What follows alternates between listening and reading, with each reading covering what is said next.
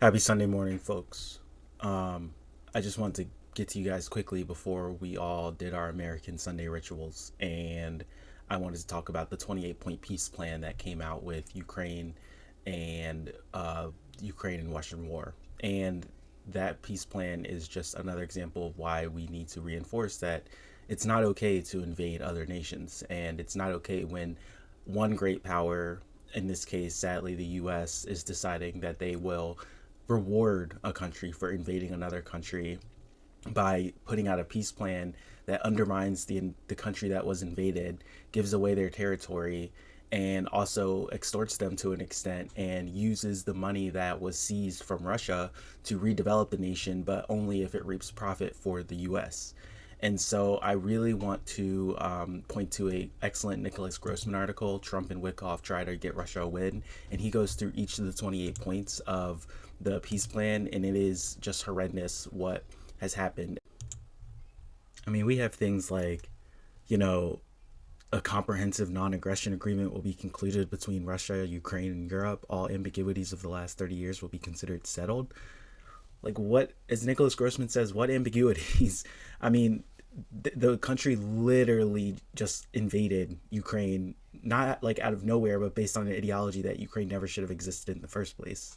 Ukraine will receive reliable security guarantees. Nicholas Grossman points out from whom, made reliable by what, because clearly the U.S. political apparatus is not on the side of Ukraine in this spectacle. They want Ukraine to say thank you. No, in this entire meeting that you said thank you, you went to Pennsylvania and campaigned for the opposition in October. Offer some words of appreciation for the United States of America and the president who's trying to save your country.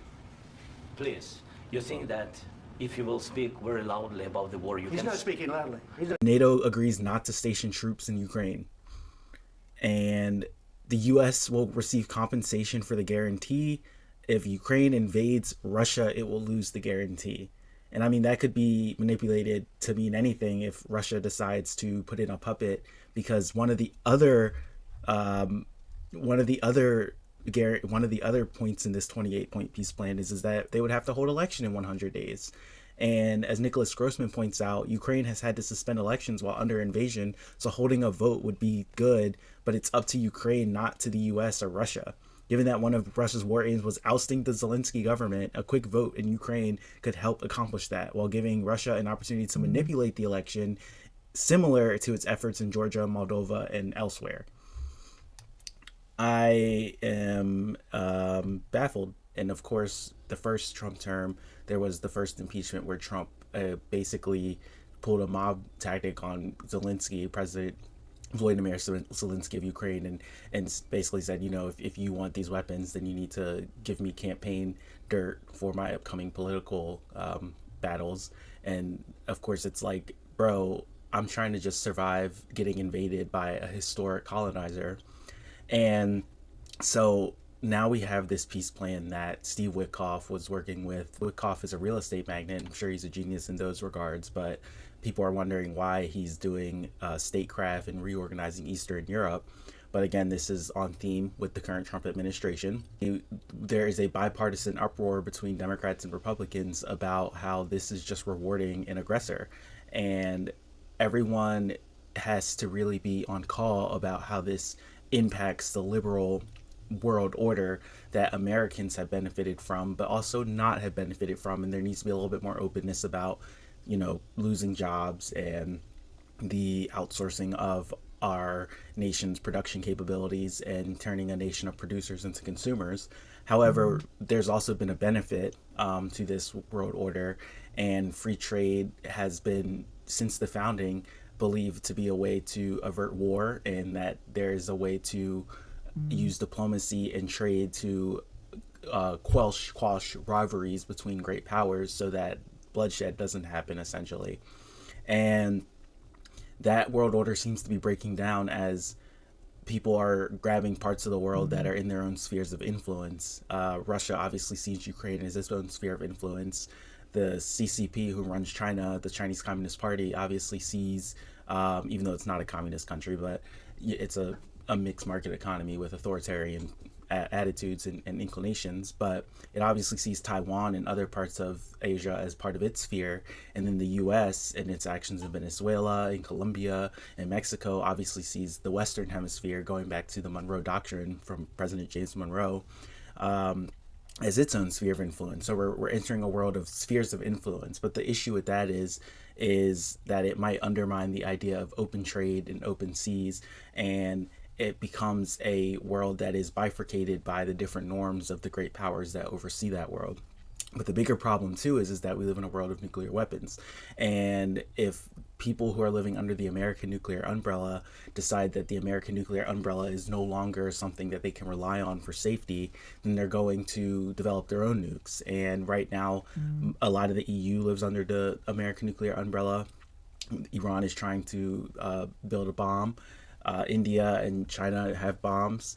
I believe there's 7 or 8 nuclear powers in the world, but that could easily grow. Germany could decide to build its own bomb, because North Korea has been obviously building up its nuclear capabilities, because people are trying to basically say, if we can't rely on a stable hegemon, which is the U.S. in this global superpower era, the world after the Cold War ended, and the U.S. was this unipower, the sole superpower in the world. If we can't rely on a global hegemon to make sure that we establish it's not okay for powers to invade smaller nations and get away with it by the rules of the jungle, essentially, then we will need to find ways where we can go to the UN, or we can go to global bodies, or we can just outright state in the act of warfare that we can also set off a nuclear